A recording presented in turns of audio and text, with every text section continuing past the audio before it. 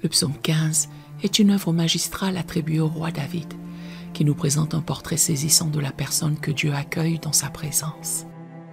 Ce psaume s'ouvre par une question fondamentale concernant qui peut demeurer en communion avec Dieu, puis développe une réponse détaillée à travers un portrait moral précis. Sur le plan historique, ce psaume aurait été composé durant la période où l'Arche de l'Alliance fut amenée à Jérusalem, lorsque David s'interrogeait sur la sainteté nécessaire pour héberger la présence divine. Cette perspective est soutenue par la référence à la tente et à la montagne sainte, qui évoquent directement le tabernacle et le mont Sion. Ce que beaucoup ignorent, c'est que le psaume 15 s'inscrit dans une catégorie particulière, appelée liturgie d'entrée. Il était probablement récité par les sacrificateurs aux portes du sanctuaire pour instruire les adorateurs sur les conditions spirituelles nécessaires pour entrer dans le lieu saint. Cette pratique rappelle les rituels de purification qui précédaient l'entrée dans le temple. Le psaume 15 forme une paire thématique avec le psaume 24, qui pose une question presque identique.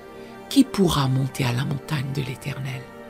Ces deux psaumes encadrent une collection plus large, psaumes 15 à 24, qui explore différentes facettes de la vie fidèle devant Dieu. Un détail remarquable est que le mot hébreu mismor, psaume, apparaît exactement au même endroit dans ces deux textes, créant une inclusion littéraire délibérée. Pour le chrétien moderne, ce psaume revêt une signification profonde en définissant l'éthique du royaume de Dieu. Dans un monde où l'intégrité est souvent sacrifiée au profit de l'avancement personnel, ces versets dessinent le portrait d'une communauté de foi authentique. Pour l'Église, ce texte dévoile les caractères qui marquent le peuple de Dieu, non comme une liste d'exigences légalistes, mais comme les fruits naturels d'une relation vivante avec le Seigneur. Le contraste est saisissant entre ce psaume et la tendance contemporaine à séparer la spiritualité de l'éthique. David nous rappelle que la vraie spiritualité se manifeste dans nos interactions quotidiennes et nos relations avec les autres. Elle façonne notre langage, nos transactions financières et notre attitude envers les valeurs qui nous entourent. Verset 1. Psaume de David. Éternel, qui séjournera dans ta tente? Qui habitera sur ta montagne sainte? David commence par une double question profonde qui saisit immédiatement notre attention. Ces interrogations ne sont pas simplement rhétoriques, mais existentielles. Le psalmiste utilise deux images puissantes pour représenter la présence divine. La tente, Ohel en hébreu, fait référence au tabernacle, le sanctuaire mobile qui abritait l'Arche de l'Alliance avant la construction du temple, tandis que la montagne sainte désigne le mont Sion, le lieu que Dieu avait choisi pour sa demeure. Ce qui est particulièrement significatif dans le texte hébreu est l'emploi de deux verbes distincts, séjourner et habiter. Le premier suggère un statut d'invité temporaire, tandis que le second évoque une résidence permanente. David se demande donc qui peut non seulement visiter la présence de Dieu, mais y demeurer continuellement. Cette distinction subtile souligne que la communion avec Dieu n'est pas une expérience occasionnelle, mais un état de vie. Verset 2. Celui qui marche dans l'intégrité, qui pratique la justice et qui dit la vérité selon son cœur. David répond à sa propre question en commençant par trois qualités fondamentales qui caractérisent celui qui peut demeurer en présence de Dieu. La première est l'intégrité, tamim en hébreu, qui désigne une complétude morale, une vie sans fissure ni division. Ce terme était utilisé pour décrire les animaux sans défaut, acceptables pour le sacrifice, suggérant une vie entièrement consacrée à Dieu. La seconde qualité est la pratique de la justice, tzedek, qui va au-delà des simples bonnes intentions pour s'incarner dans des actes concrets conformes à la volonté divine. David souligne que la justice n'est pas un concept abstrait, mais une réalité vécue qui façonne nos choix quotidiens. La troisième caractéristique concerne la vérité, selon son cœur, une expression qui souligne l'authenticité profonde. Dans la pensée hébraïque, le cœur est le siège non seulement des émotions, mais aussi de l'intellect et de la volonté. Cette expression décrit donc une personne dont la sincérité ne se limite pas aux apparences extérieures, mais jaillit des profondeurs de son être. Verset 3. Il ne calomnie point avec sa langue, il ne fait point de mal à son semblable, et il ne jette point l'opprobre sur son prochain. David explore ensuite comment l'intégrité se manifeste dans nos relations avec les autres, particulièrement à travers notre langage. Le terme hébreu pour calomnier évoque l'image de quelqu'un qui va et vient, colportant des médisances. Cette métaphore puissante illustre comment les paroles négatives circulent et propagent la division. Le psalmiste étend ensuite cette éthique relationnelle au-delà des paroles pour inclure les actions, en soulignant que la personne intègre ne fait point de mal à son semblable.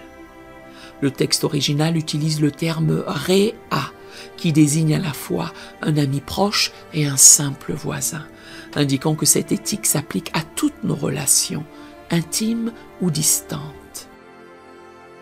La troisième prohibition concerne le fait de jeter l'opprobre sur son prochain. Ce terme fait référence à l'acte de ternir la réputation d'une personne, que ce soit par des accusations infondées ou même en révélant des fautes réelles dans le but de nuire. David comprend que les commérages et la diffamation sont profondément incompatibles avec la présence de Dieu. Verset 4. Il regarde avec dédain celui qui est méprisable, mais il honore ceux qui craignent l'Éternel.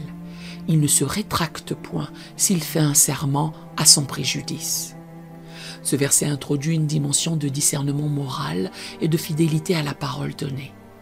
L'expression « regarde avec dédain » ne promeut pas une attitude de mépris hautain, mais plutôt un refus délibéré des valeurs et comportements contraires à Dieu.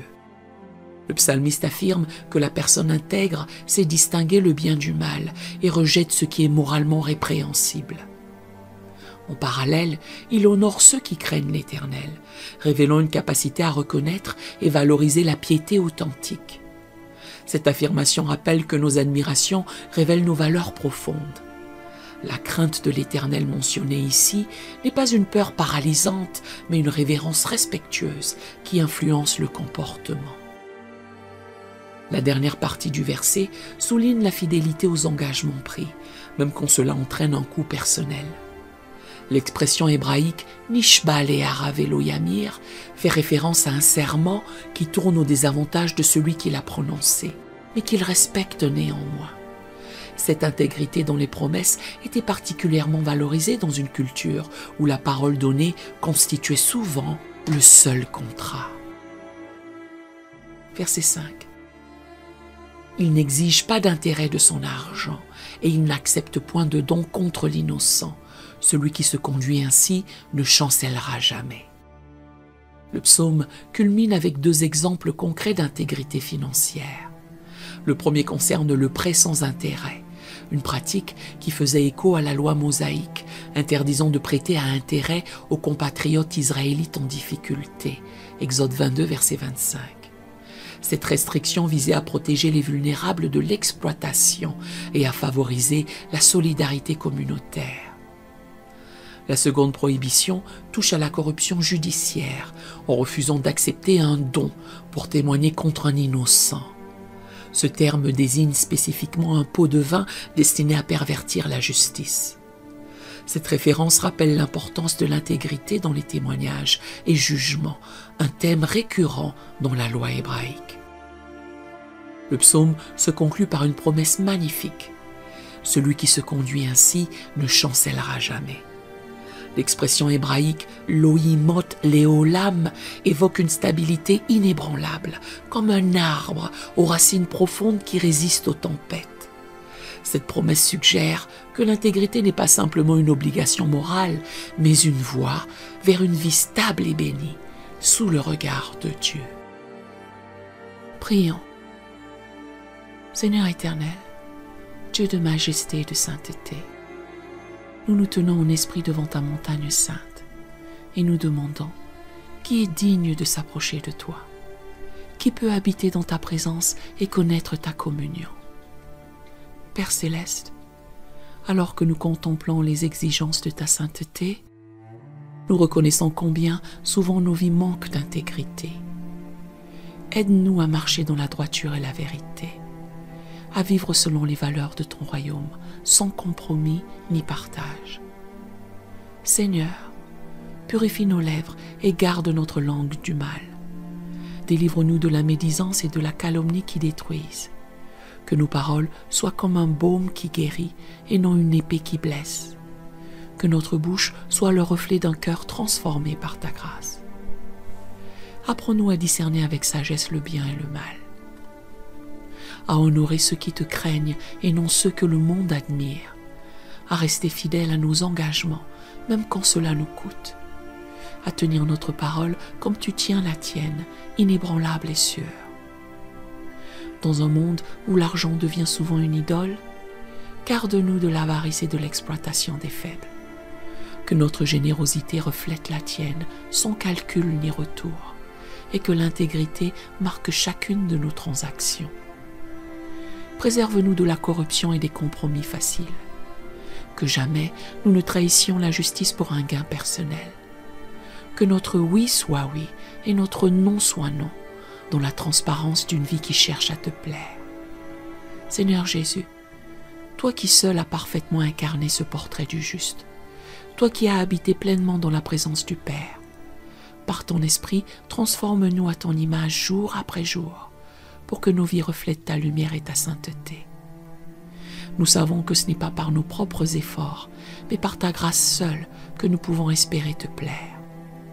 Nous nous appuyons sur ton œuvre accomplie à la croix, sur ta justice parfaite qui nous est imputée par la foi. Que ta présence en nous produise ses fruits d'intégrité et que nos vies fondées sur le roc éternel ne chancellent jamais. Que nous soyons ton peuple affermi dans la vérité et l'amour, témoins vivants de ta sainteté dans un monde qui en a tant besoin. À toi, Dieu 3 fois saint, notre louange et notre adoration aujourd'hui et pour l'éternité. Au nom précieux de Jésus-Christ, nous prions et scellons cette prière.